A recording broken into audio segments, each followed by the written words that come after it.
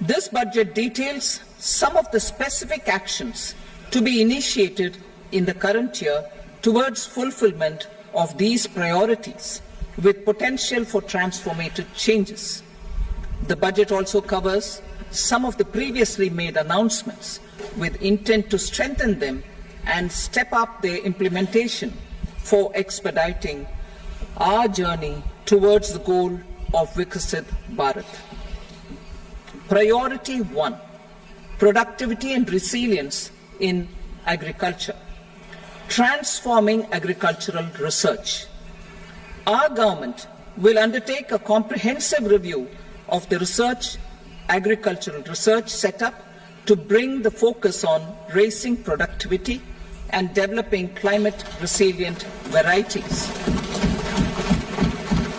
Funding will be provided in challenge mode, including to the private sector. Domain experts, both from the government and outside, will oversee the conduct of such research. Release of new varieties. New 109 high-yielding and climate-resilient varieties of 32 field and horticultural crops will be released for cultivation by farmers. Natural farming. In the next 2 years, 1 crore farmers across the country will be initiated into natural farming, supported by certification and branding. Implementation will be through scientific institutions and willing gram panchayats. 10,000 need-based bio-input resource centers will be established. Missions for pulses and oilseeds. For achieving self-sufficiency in pulses and oilseeds, we will strengthen their production, storage, and marketing. As announced in the interim budget, a strategy is being put in place to achieve Atmanirbharta for oilseeds such as mustard, groundnut, sesame, soybean, and sunflower. Vegetable production and supply chains. Large-scale clusters for vegetable production will be developed closer to major consumption centers. We will promote farmer-producer organizations, cooperatives, and startups for vegetable supply chains, including for collection and storage and marketing. Digital public infrastructure for agriculture. Buoyed by the success of the pilot project, our government, in partnership with the states, will facilitate the implementation of the digital public infrastructure in agriculture for coverage of farmers and their lands in 3 years.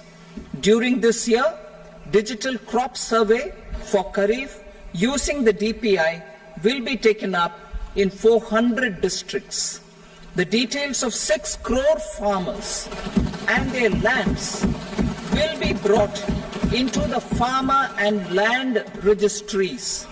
Further, the issuance of Jan Samarth based Kisan credit cards will be enabled in 5 states. Shrimp production and export.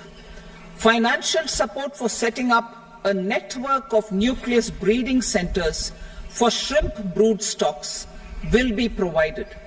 Financing for shrimp farming, processing, and export will be facilitated through NABARD. National Cooperation Policy.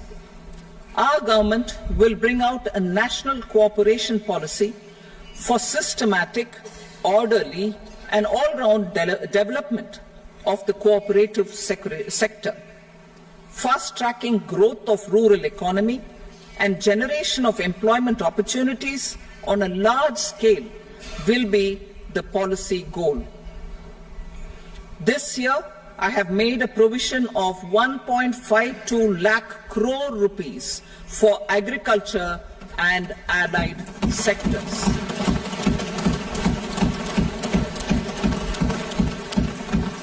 Priority 2, employment and skilling. Employment-linked incentive. Our government will implement following 3 schemes for employment-linked incentive as part of the Prime Minister's package. These will be based on enrollment in the EPFO and focus on recognition of first-time employees and support to employees and employers. Scheme A, first-timers. This scheme will provide 1 month wage to all persons newly entering the workforce in all formal sectors.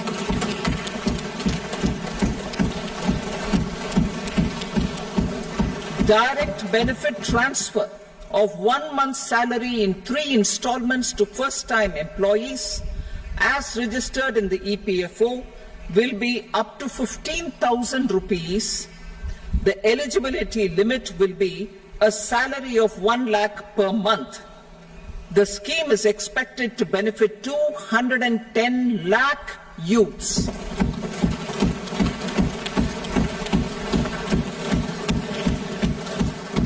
Scheme B, job creation in manufacturing.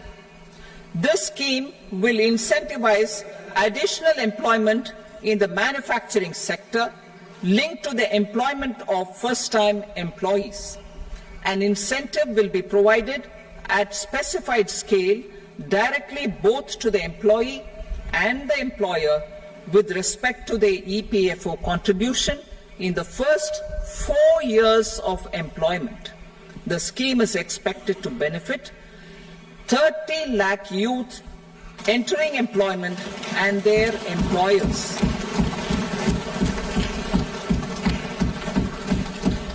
Scheme C, support to employers. This employer-focused scheme will cover additional employment in all sectors. All additional employment within a salary of 1 lakh rupee per month will be counted. The government will reimburse to employers up to 3,000 rupees per month for 2 years towards the EPFO contribution for each additional employee. The scheme is expected to incentivize additional employment of 50 lakh persons.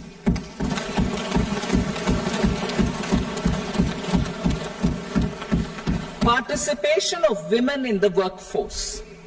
We will facilitate higher participation of women in the workforce through setting up of working women hostels in collaboration with industry and establishing creches. In addition, the partnership will seek to organize women-specific skilling programs and promotion of market access for women SHG enterprises. Skilling program. I'm happy to announce a new centrally sponsored scheme as the 4th scheme under the Prime Minister's package for skilling in collaboration with state governments and industry. 20 lakh youth will be skilled over a 5-year period.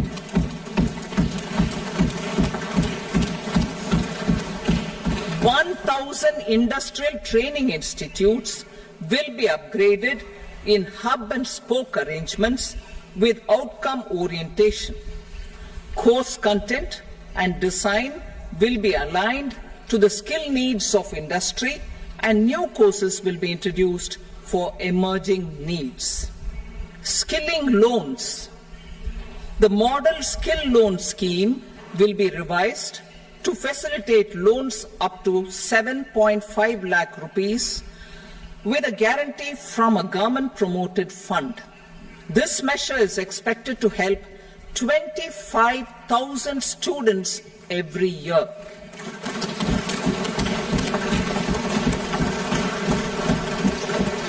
Education loans.